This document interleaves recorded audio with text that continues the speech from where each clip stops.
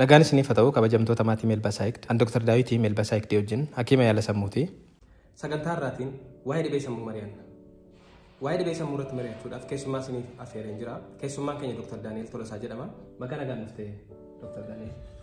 Wancalaa kanaa irratti galatoo. Egaa kallattiin gara sagantaa keenyaatti yeroo darbinu dhibeen sammuu maal akka ta'e mee ilaallume. Dhibeen sammuu maal jechuudha mee? Wantoota namoonni haala kanaa ibsan dhibee sammuuti jedhanii ibsan wajjin wal bira qabnee gaafa ilaallu dhibee sammuu jechuun maal jechuudha? Egaa dhibeewwan sammuu hedduu waan ta'aniif hiikoon isaas baay'ee bal'aadha.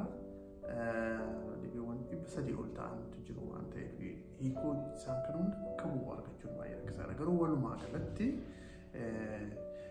jijjiiramni yaadaa, miiraa fi gochaa tokko walitti fufiinsaan nama tokko gaafa mudatuuf jireenya dhuunfaa isaa irratti, hariiroo isaa irratti, hojii isaa irratti gaafa dhiibbaa fiduu eegalu jijjiiramni kun sababa dhibee sammuu tokko yookaan kan biraa ta'uu danda'a. Egaa dhibee sammuu jechuun dhibee tokko miti. Akka alaa dubbannu kana dhibee sammuu jennee mallattoo tokko lama sadii haasofne kun dhibee sammuuti jechuu dandeenya. Dhibeen sammuu baay'eedha. Yoo xinnaatan 300 ol ta'u. Kanaaf walitti qabanii jara kana hiikuun dhibee sammuu jechuun kana jechuun waan nama rakkisuuf Dr. Daani'elis akkuma dubbate wantoota sadii duwwaa irratti xiyyeeffannee tarii wanti namicha kana irratti mul'ate mallattoolee dhibee sammuu agarsiisuu jechuu dandeenya. Kunis yaada namichichaa kan duriirraa yoo jijjiire miira namichichaa akka inni miira isatti dhaga'amu, miira isaa akka inni itti ibsatu yoo jijjiirame akkasumas amalli isaa, gochaan isaa, akkaataan inni itti uffatu, akkaataan inni itti jiru isaa hojjetu, akka inni itti deemu amalli isaa walumaa galatti gaafa jijjiiramuu jalqabu tarii namichi kun mallattoolee dhibee sammuu agarsiisuu jalqabee jechuu dandeenya. Jijjiiramni kun waan yeroodhaaf guyyaa 2 guyyaa 3 daqiiqaa 3 daqiiqaa 30 ta'e qofatu hin taane jijjiirama walitti fufiinsaa kan jiruma namichichaallee dadhabsiisuu jalqabe, waliigalteen nama wajjin qabu dadhabsiisuu jalqabe, yoo xinnaate namicha sana miira dhiphuutti dhageessisuu yoo jalqabe, namicha sana keessa isaa dhukkubsuu yoo jalqabe jijjiiramni dhufe kun mallattoo dhibee sammuu agarsiisee jechuu dandeenya. Dhibeen sammuu lakkoofsaan 300 ol, dhibeelee garaagaraa 300 oltu jiru. Tokkoon isaanii mallattoo mataa isaanii akka itti mul'atan kan mataa isaanii qabu. Kanaaf dhibee sammuu walitti qabnee hiikuu yaalleerraa jarris immoo garaagara ta'uu isaanii, mallattooleen isaaniis garaagara ta'uu isaanii tuquu yaalleerraa faca'insa dhibee sammuu yeroo ilaallu akkuma dhibee onnee gaafa jennu waa'ee dhibee tokko miti kan nuyi haasa'aa jirru. Dhibeen onnee dhibee garaagaraa ta'uu danda'a. Akkuma dhibee kalees gaafa jennu dhibee garaagaraa ta'uu danda'a. Dhibee sammuus gaafa jennu dhibee tokko miti kan nuyi haasa'aa jirru. Dhibeelee baay'ee walitti qabnee yaada waliigalaa, yaada dimshaashalachuudhaaf yaalaa jirra waan ta'eef walumaa galatti dhibeen sammuu faca'insa bal'aa dhibee qabudha. Mee faca'insa isaa irratti waa 2-3 nu jedhina. Egaa dhibeewwan sammuu baay'ee akkuma ta'uu isaanii faca'insi isaaniis baay'ee bal'aadha. Ragaaleen sadarkaa addunyaatti jiran kan agarsiisanii yeroo ammaatti uummata addunyaa jiru keessaa parsantii 10 kan ta'e dhibee sammuu tokko kan biraa keessa akka jiru kan agarsiisudha. Kana jechuun maatii 4 keessaa maatiin tokko dhibee kana nama qabu tokko maatii keessa jiraata jechuudha. Uummanni parsantii 25 ta'u immoo yoo xiqqaate bara jireenya isaa keessatti yoo xiqqaate si'a tokko dhibee tokko akka inni qabaachuu danda'udha ragaaleen agarsiisanii. Kana gaafa laallu gaafa faca'insa bal'aa akka ta'e hundumti keenya yookaan mana keenya keessa yookaan hiriyaa keenya yookaan waajjira keenya yookaan ollaa keenya namni dhibee kana qabu tokko akka jiru kan agarsiisudha. Egaa dhibeen sammuu faca'insa bal'aa qaba jettee akkasumas faca'insi isaa kun eenyuunuu qabu akka danda'u hunduma keenya maatii keenya hiriyaa keenya keessaa namni tokko dhibee sammuu qabaachuu akka danda'u carraansa akka jiru yaaduun akka nurra jiraatu nutti agarsiiste yeroo faca'insa saalaan ilaallu dhiirris ta'e dubartootni walqixxeedhaan akka isaan miidhaman dhibee sammuutiin wal caalmaan akka hin jirre dhiira irrattis ta'e durba irrattis faca'insi isaa almost walqixxee akka ta'e ragaaleen jiru agarsiisanii umuriidhaan kaasnee yoo ilaalle umurii kamirrattiyyuu dhibee sammuutiin qabamuun akka danda'amudha ragaaleen dhaabbata fayyaa addunyaatiin ba'an agarsiisanii keessattuu yeroo umuriin ofii waggaa 14 ga'etti dhibee sammuu keessaa 50% jalqabuu isaati kan ragaan dhaabbata fayyaa addunyaa agarsiisu.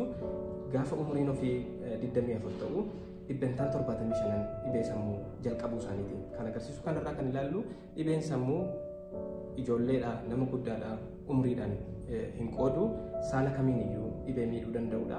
Yeroo jennu dhibee tokkoon dhibee isaanii gaafa ilaallu kan dhiira irratti baay'ee ta'an jiru, kan dhalaa irratti baay'ee ta'an jiru, kan umurii gadaanaa irratti baay'ee ta'an jiru, kan umurii olaanaa irratti baay'ee ta'an jiru.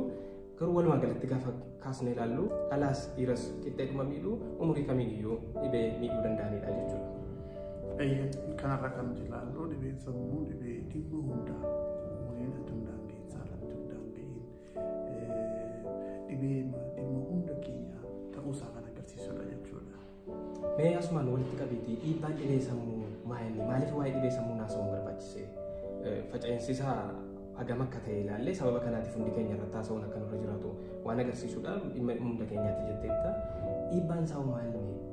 Dhiibbaan dinagdee irratti, hawaasummaa irratti, maatii irratti, dhukkubsataa irratti ga'uu danda'u maali? Dhibeewwan sammuun geessan hedduu ta'anis warra ijoo lama ilaaluu dandeenya. Innis gama du'aatiin, inni lammaffaan gara hanqattummaa yookaan diseebilitii fiduutiin maal akka inni fakkaatu ilaaluu dandeenya. Dhibeen sammuu akka nama ajjeesnitti yaalamuu danda'a. Garuu dhibeen sammuu kallattiidhaan yookaan al-kallattiidhaan carraa du'uu ol kaasuu danda'a. Kallattiidhaan gaafa jennu of ajjeesuudhaan jechuu keenyadha. Al-kallattiidhaan immoo gaafa jennu dhibeewwan birootiif saaxilamummaa keenya dabaluudhaan carraan du'uu namoota dhibee sammuu qabanii kan warra kaanirra ol ka'a kan ta'e ragaan kan agarsiisu. Akkamitti al-kallattiidhaan dhibeewwan nama ajjeesan biraatiif nama saaxila isa jedhu xiqqoo isheetti dabaluudhaaf namoonni dhibee sammuu qaban carraan ofiif kunuunsa malu gochuu isaanii, gaafa dhibaman yaalii barbaaduu isaanii gadi aanaadha sababii dhibeewwan sammuu dhiibbaa akkasii namarraan ga'aniif.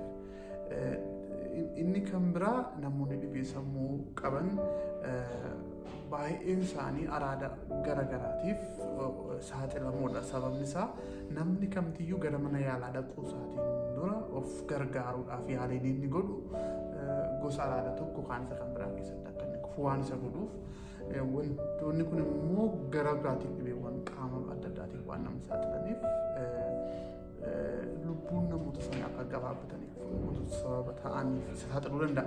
Inni kan biraa hojii adda addaarraa dhibeewwan kun yoo isa hanqisa ta'e namni kun laayif istaayilii inaktiif ta'e yookaan baay'eetti hin carraaqne hin hojjenne dabarsa yoo ta'e qaamni isaa akka inni garmalee gabbatu coomni malee dhanna keessa akka inni kuufatu gochuudhaan umurii malee akka umuriin gabaabbatuuf ga'ee taphachuu danda'a. Inni kan biraa namoonni dhibeewwan sammuu qaban yeroo baay'ee gaafa mana yaalaa dhaqan ogeessota fayyaatiin hubatamuudhaaf baay'ee rakkatu.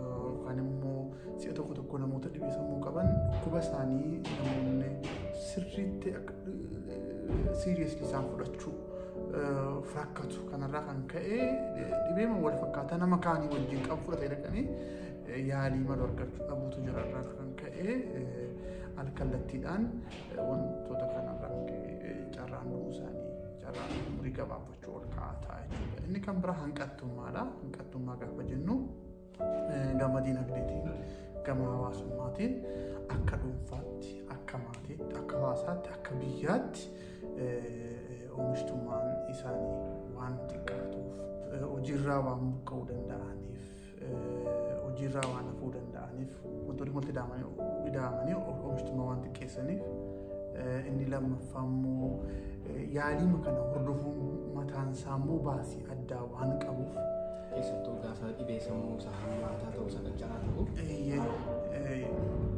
baasiin isaa jira. Sanaaf hojiirraa yeroo hojiirraa deemanii sana jechuun jira. Wantoonni kun hunduu hiika dinagdee qabu waan ta'eef hanqina dinagdeetiif akka dhuunfaatti nama sana akka maatiitti immoo maatii isaa fi hawaasa inni keessa jiru irratti oomishtummaa waan xiqqeessuuf namoonni dhibee sammuu qaban baay'een isaanii miidhama dinagdeetiif kan saaxilamanidha hawaasa. hawaasa kaanis. Inni kan biraa hawaasummaadha. Hawaasummaan hariiroo maatii wajjin qaban, hariiroon isaan namoota wajjin hojjetan, ollaa wajjin, firootaa wajjin qaban yeroo baay'ee sababii dhibeetiin kan ka'e jeeqamuu danda'a. Maaliif akkuma sila jennee dhibeewwan sammuu baay'een isaanii amala keenya jijjiiruu, gocha keenya jijjiiruu, miira keenya jijjiiruu. Kanaaf wantoonni kun hawaasummaa keenya keessatti haala mijannee uumu waan ta'eef hariiroo keenya kunuunsa malu goonee namoota wajjin bifa bareedaa ta'een itti fufuuf rakkachuu danda'a jechuudha. Baay'ee gaariidha. Ibsa gaarii nu laatte. Akkuma tamma jettee dhibeen sammuu karaa gurguddoo lamaan miidhaa nurraan ga'uu danda'a, dhiibbaa nurraan ga'uu danda'a. Inni tokkoffaan dafnee du'uu keenya du'aatii dabaluudhaani. Du'aatiin kun kallattiidhaanis al-kallattiidhaanis jetteetta. Keessumaa kallattiidhaan isa jedhamu sanan haasa'uu barbaade dhibeen sammuu namoota of ajjeesan keessaa 95% ol sababa dhibee sammuutiin. Kanaan dhibeen sammuu umurii malee yeroo malee of ajjeesuudhaaf nu saaxila. Of ajjeesuun nama tokkoo maatii keessaa of ajjeesuun isaa maatii irratti, hawaasa irratti, naannoo isaa namoota jiran irratti dhiibbaa inni geessisu hundi keenya iyyuu beekna. Akkasumas dhibeen sammuu al-kallattiidhaan dhibee biroodhaan nama saaxiluudhaan du'a namaa dabala. Akka ragaaleen tokko agarsiisanitti namootni dhibee sammuu keessattuu dhibee sammuu hamaa qaban kan akka skiizofreeniyaa baay'ipoolar qaban 90% ol dhibee keessoo biroodhaan kan isaan du'an. Tokkoffaa ogeessota fayyaa dhibee keessoo tajaajilaniin yookaan dhibee sammuu tajaajilaniin utuu seeraan hin hubatamiin darbuu isaaniitiin, karaa biraadhaan immoo dhibeen sammuu kun immoo murteessummaa isaanii, jaajimantii isaanii hir'isuudhaan dhibee garaagaraatiif dhibee akka HIV, dhibee walqunnamtii saalaatiin daddarban, dhibee tamboodhaan, alkooliidhaan wantoota garaagaraatiin dhufaniif saaxiluudhaan, akkasumas dhibee gurguddoo kanneen akka dhibee onnee, dhibee sukkaaraa warra qabaniif akka isaan qoricha isaanii seeraan hin hordofne taasisuudhaan, ajaja hakiimotni isaaniif kennan seeraan akka isaan fudhatanii hojiirra hin oolchine jaajimantii isaanii diiguudhaan akka isaan dafanii dhibee kanaan du'an, umuriin isaanii dhibee kanaan gabaabbatu isaan taasisa. Waa'ee hanqattummaa irratti wanta jette irratti wanta dabaluun qabu baay'ee isaa dubbatteetta.